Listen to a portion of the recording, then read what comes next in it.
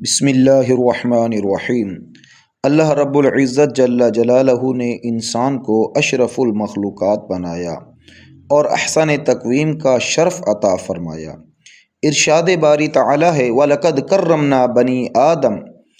بے شک ہم نے انسان کو بہترین اعتدال اور توازن والی ساخت میں پیدا فرمایا ہے، اور انسان کے سر پر عزت و تکریم کا تاج سجا کر عزت بخشی ہے۔ یہ اعزاز، یہ عزت عطا فرمانے کے بعد اللہ تبارک و تعالی جل مجدہ الکریم نے انسان کو ان گنت انعامات سے نوازا۔ کسی کو عقل و خرد بخشی، کسی کو عزت و عظمت بخشی، کسی کو علم و ہنر عطا فرمایا، کسی کو سیم و زر عطا فرمایا، کسی کو حسن و جمال کے عطا فرمایا، کسی کو عزت و مال عطا فرمایا، کسی کو تخت و تاج اور بادشاہی عطا فرمائی، کسی کو اقتدار و فرمان روائی عطا فرمائی، کسی کو سلطنت و ششماہی عطا فرمائی، کسی کو ولایت دی تو کسی کو امامت دی، کسی کو نبوت و رسالت عطا فرمائی۔ ساری کائنات اللہ تبارک و تعالی جل مجدہ الکریم کے انوار و تجلیات کی آئینہ دار ہے۔ اللہ تبارک و تعالی جل مجدہ الکریم نے اس کائنات کو اپنی قدرت و عطا کا مظہر بنایا ہے۔ جب اللہ تبارک و تعالی جل مجدہ الکریم نے اس کائنات کو اپنی قدرت اور انوار و تجلیات سے مزین کر لیا تو اس کائنات کے حسن کو جمع کر کے محمد مصطفیٰ صلی اللہ علیہ وسلم کو بنا دیا اور نام محمد صلی اللہ علیہ وسلم رکھوا دیا۔ نام محمد صلی اللہ علیہ وسلم کا معنی و مفہوم، محمد صلی اللہ علیہ وسلم کا لفظ اتنا پیارا اور اتنا حسین ہے کہ اس کو سنتے ہی ہر نگاہ فرط تعظیم اور فرط ادب سے جھک جاتی ہے، ہر سر خم ہو جاتا ہے اور زبان پر درود و سلام کے زمرے جاری ہو جاتے ہیں۔ لیکن کم لوگ جانتے ہیں کہ اس لفظ کا معنی و مفہوم بھی اس کے ظاہر کی طرح کس قدر حسین اور دلاویز ہے۔ محمد صلی اللہ علیہ وسلم حمد سے ماخوذ ہے اور مفعول کے وزن پر اسم معفول کا صیغہ ہے۔ اس کا معنی یہ ہے الذی یحمد حمدا مرۃ بعد مرۃ،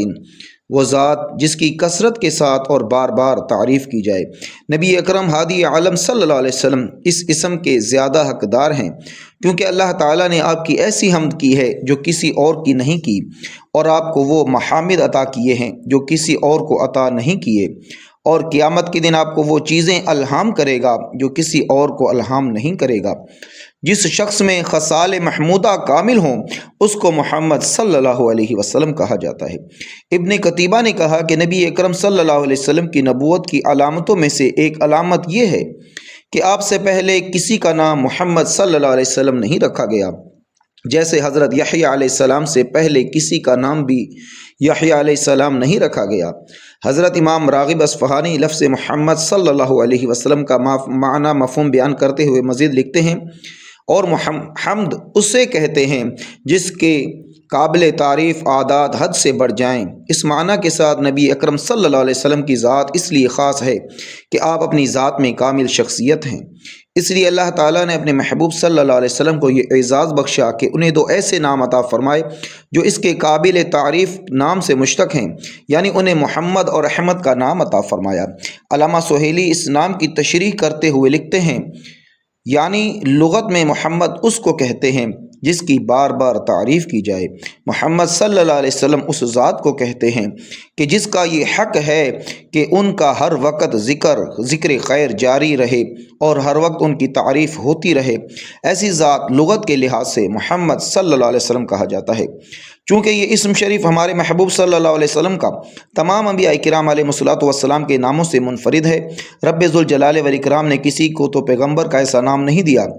کہ جس کا نام کو اللہ نے اپنے نام سے مشتق کیا ہو، جس کے نام کو اپنے نام سے بنایا ہو۔ یہ ہمارے محبوب علیہ السلام کو رب ذوالجلال والاکرام کا اپنا نام محمود ہے، وہ بھی حمد سے بنا ہے۔ خالق کائنات جل جلالہ نے اپنے محبوب علیہ السلام کا نام بھی حمد سے مشتق کیا، یعنی دونوں کا ایک مادہ اشتقاق ایک ہے۔ محبوب علیہ السلام کو رب ذوالجلال والاکرام نے وہ اسم مبارک عطا کیا ہے جس کو حمد سے بنا کر خالق کائنات جل جلالہ نے بے وقت ایک ہی نام کے اندر اپنے محبوب علیہ السلام کو کروڑہ صفات دینے کا اعلان فرمایا، اور پھر جب کائنات کائنات کی ہر شے خدا کی تعریف کرتی ہے۔ کریم